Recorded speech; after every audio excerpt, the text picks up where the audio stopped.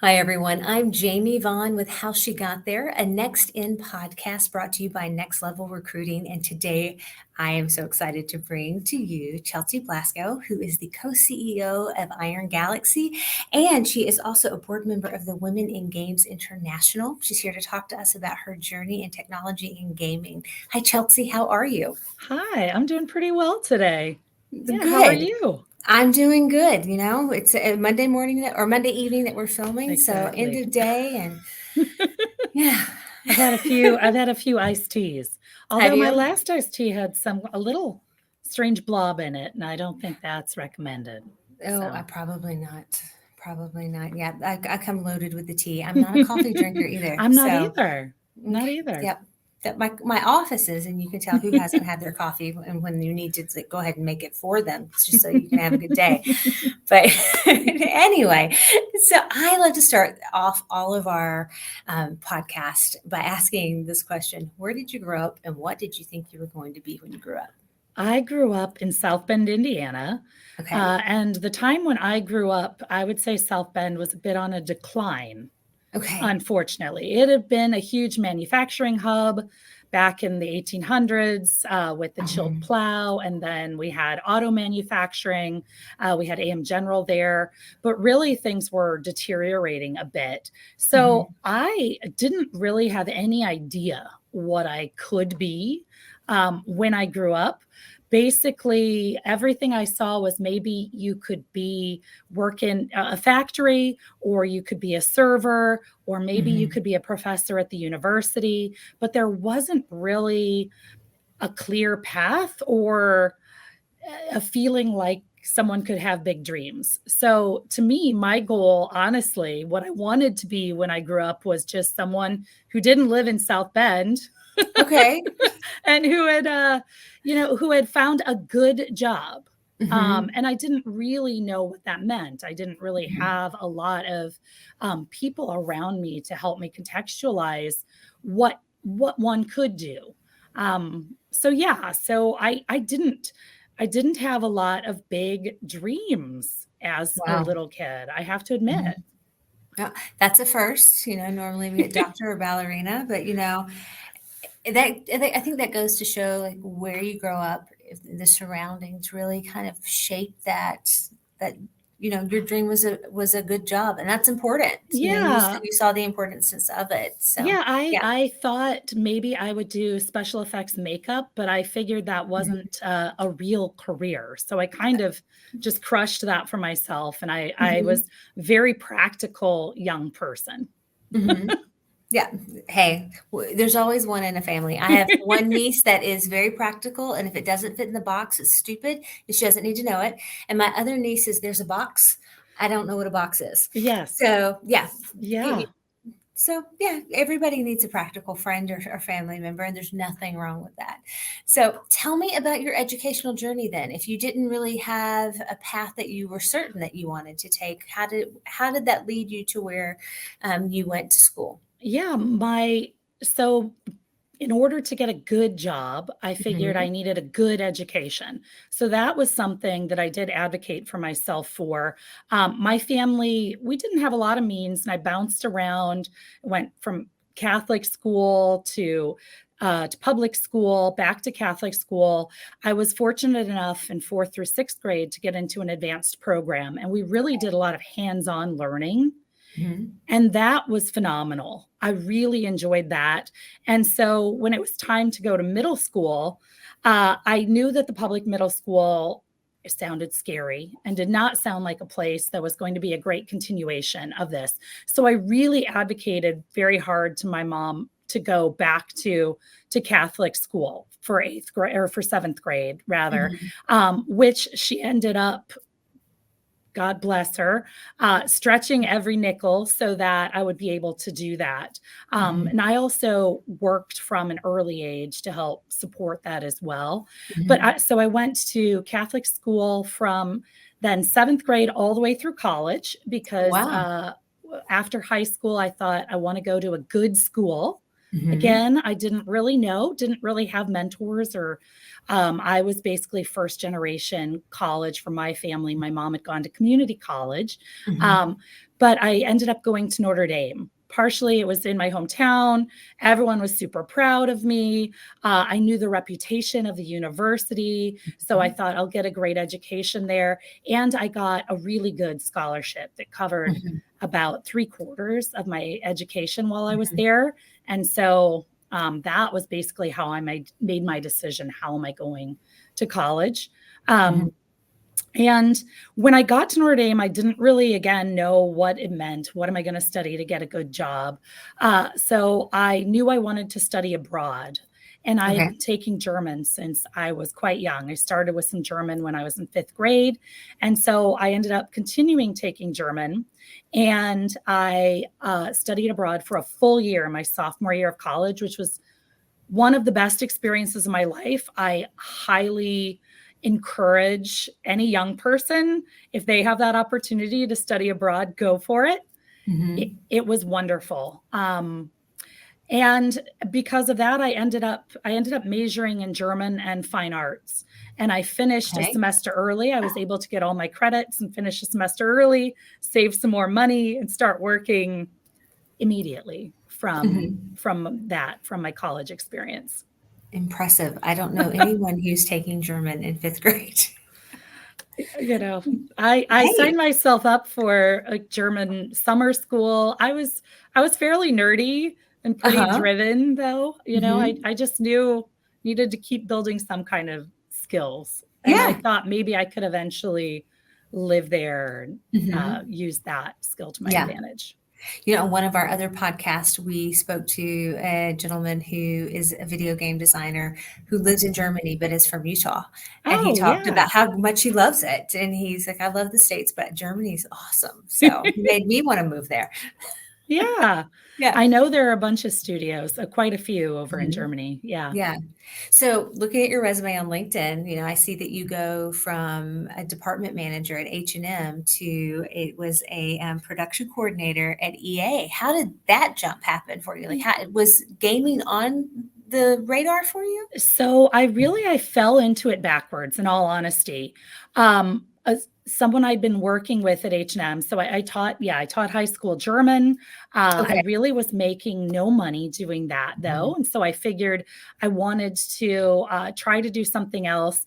I ended up helping a friend open a store. And that's what really gave me a little bit of an eye for business because I was Mhm. doing buying, I was doing customer relations, overseeing construction, doing inventory, Mhm.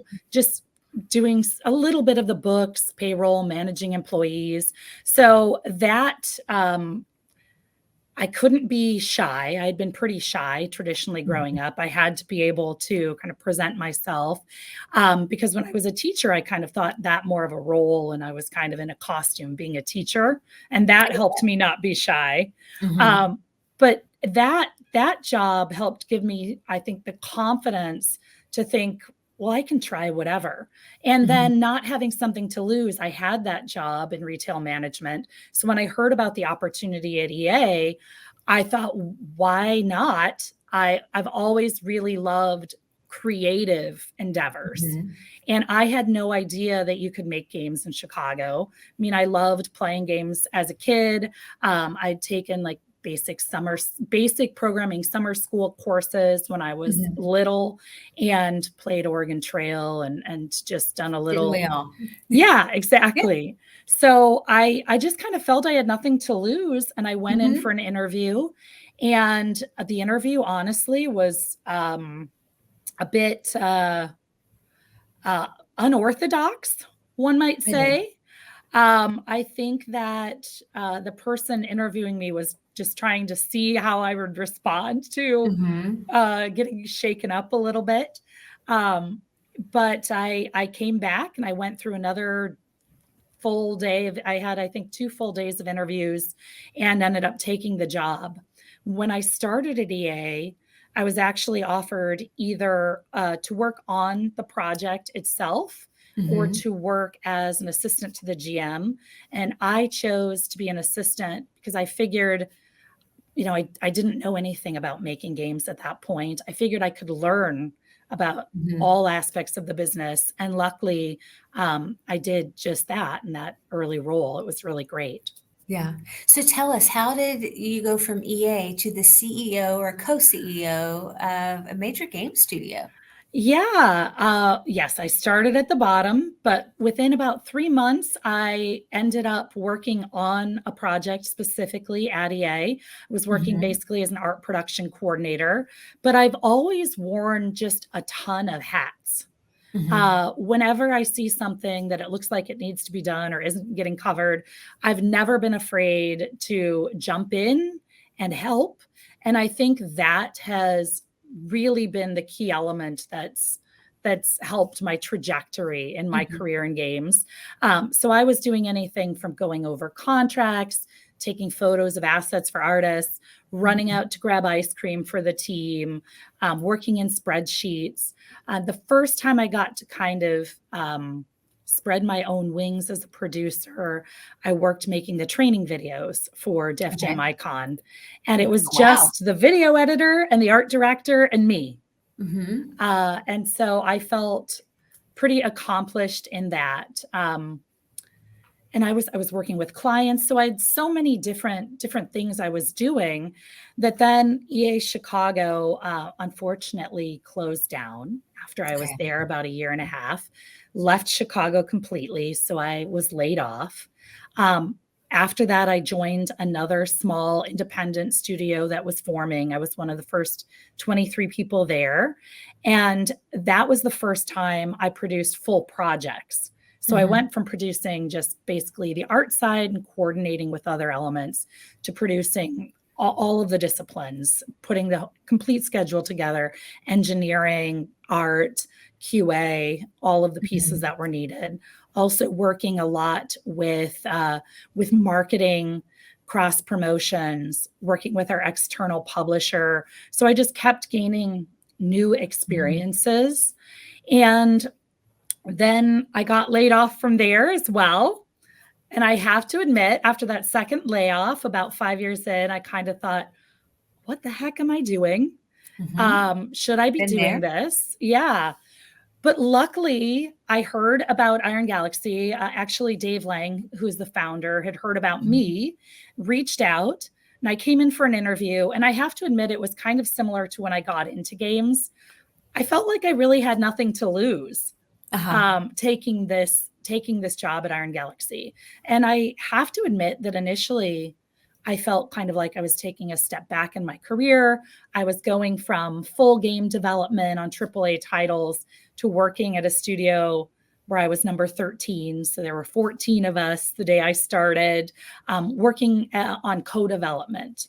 Uh-huh. But turned out to be one of the best decisions, best things that's ever happened, because I was able again to wear a lot of hats, get to see how so many other industry partners do things, learn Mhm. from their processes, and then also have the autonomy uh, to be able to focus on things for the business as well. Hey, you have a 401k with your aunt, Dave. Maybe as we're getting bigger, we should look at something that's a little more sophisticated than that. Or we don't have a Mhm. policy for birthing leave. What do we do? So I was able to just wear a ton of hats again. Um, have a lot of trust from Dave, our founder, continue mentoring people. I was the game director on Killer Instinct seasons 2 and 3. And then I think, frankly, most people, it's hard for them to give up the touching the games and making the games and being in the games every day and just do more the managerial and business side of things. But I knew we really needed that as we were growing. And so I was able to let go of the day-to-day game work and focus on the business and Mhm. the larger strategy and the senior leadership. And about 4 years ago, I became a partner when Adam Boyes came on, and I was chief product officer. And then, as we were working together, he and I, we kind of realized well, we're doing parts of the same thing, and let's just work with our strengths and work together and be co-CEOs together. And he now handles a lot of the partner facing things, and I Mhm. handle a lot more of the internal facing things. So, I mean, that's a really interesting position to be in a co-CEO, because a lot of times that can be, we see it in business and we see it end up in disaster. How do the two of you work against things that may rub each other the wrong way, or one wants to do it a certain way and one wants to do it the other way? And how do you come to that happy medium? Oh, sure. I think there are a few different answers to that. One, we both definitely have certain lanes that we Hmm. defer to each other in, that we know are each other's strengths and Hmm. passions. I just, there you are. Sorry, you disappeared That's for a okay. second. That's okay. Wanted to make sure you were still there. Um, so that's one area where we just defer to each other and we Mhm. don't really step on toes. We'll ask each other for feedback, but we don't just get in the way and, veto that day to day. And then for bigger decisions, we really just come together and talk it out. Mhm. Um, and Dave, our founder, he's still part of, our kind of our three-person.